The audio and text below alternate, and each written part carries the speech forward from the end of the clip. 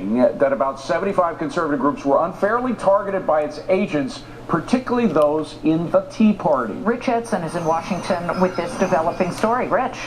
Well, Liz and David, an admission from the Internal Revenue Service officials there say IRS employees in Cincinnati singled out conservative groups applying for tax-exempt status. The IRS says officials flagged about 300 groups for further review, about a quarter of them because they featured the words Tea Party or Patriot in their applications. On a conference call, the director of the IRS's Exempt Organizations Division says that's absolutely inappropriate and not the way we ought to do things. And the Obama administration says it will investigate this.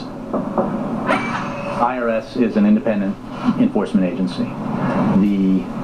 Which I believe, as I understand it, contains only 2 political appointees within it.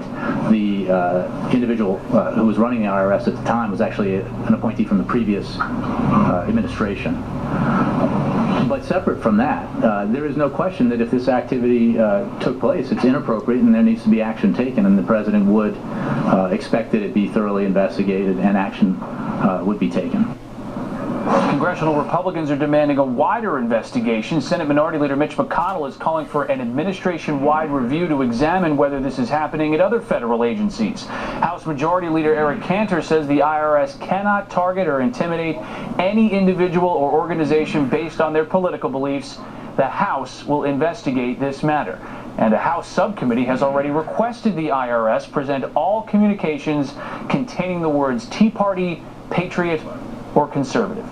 David and Liz, well, if they ever have any hearings, the star witness should be our own Elizabeth McDonald, because it was back in 1997 that you wrote a really key piece in the Wall Street Journal in which you say the line separating the agency's auditing decisions from politics has often been more like a sieve than a firewall. So you've seen this happening for the past 20 years. Yeah, that was, in fact, you added in the story. It was the Kennedys' abuse of the IRS, basically using the IRS to attack their political enemies and audit them.